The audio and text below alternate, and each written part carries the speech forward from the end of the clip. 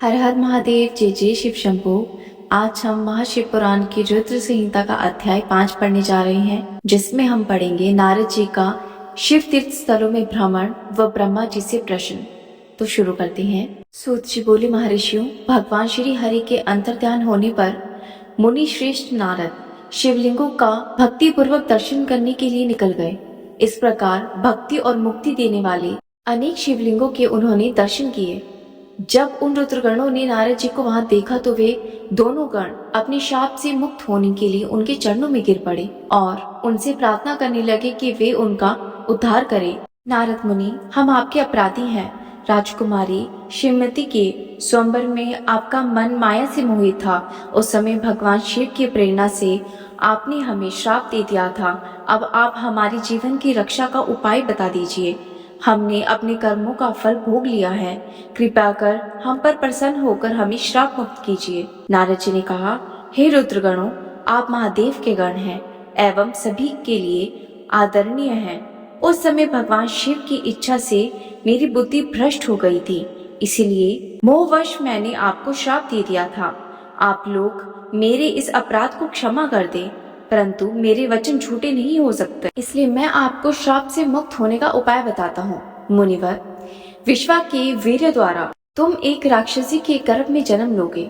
समस्त दिशाओं में रावण और कुंभकर्ण के नाम से प्रसिद्धि पाओगे। राक्षस राज का पद प्राप्त करोगे। तुम बलवान एवं वैभव से युक्त रहोगे। तुम्हारा प्रताप सभी लोकों में फैलेगा। समस्त ब्रह्मांड के राजा होकर भी भगवान शिव के परम भक्तों में होंगे। भगवान शिव के ही दूसरे स्वरूप श्री विष्णु के अवतार के हाथों से मृत्यु पाकर तुम्हारा उद्धार होगा तथा फिर अपने पद पर प्रतिष्ठित हो जाओगे। सूत जी कहने लगे कि इस प्रकार नारद जी का कथन सुनकर वे दोनों रुद्रगण प्रसन्न होते हुए वहां से चले गए और नारद जी भी आनंदित होकर मन ही मन शिव जी का ध्यान करते हुए शिव तीर्थ स्थलों का दर्शन करने लगे। इस प्रकार भ्रमण करते करते वे शिव की प्रिय नगरी काशीपुरी में पहुँचे और काशीनाथ का दर्शन कर उनकी पूजा उपासना करने लगे। श्री नारद जी शिवजी जी की भक्ति में डूबे उनका स्मरण करते हुए ब्रह्मलोक को चले गए। वहां पहुंचकर उन्होंने ब्रह्मा जी को आदर पूर्वक नमस्कार किया और उनकी स्तुति करने लगे।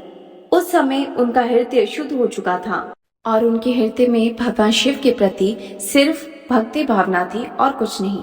भगवान नारद जी बोले, हे पितामह, आप तो परम ब्रह्म परमात्मा के स्वरूप को अच्छी प्रकार से जानते हो। आपकी कृपा से मैंने भगवान विष्णु के महत्व का ज्ञान प्राप्त किया है एवं भक्ति मार्ग, ज्ञान मार्ग, तपो मार्ग, दान मार्ग तथा तीर्थ मार्ग के बारे में जाना है, परंतु मैं शिव तत्व के ज्ञान को अभी तक नहीं जान पाया हूँ। मैं उनकी पूजा विधि को भी नहीं जानता, अतः अब मैं उनके बारे में सभी कुछ जानना चाहता हूँ।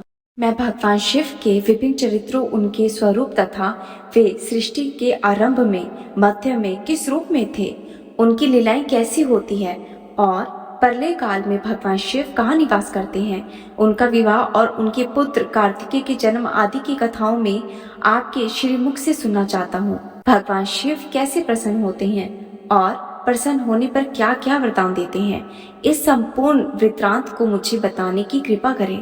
अपने पुत्र नारद की यह बात सुनकर ब्रह्मा जी बहुत प्रसन्न हुए। इससे आगे की कथा हम अगले अध्याय में पढ़ेंगे।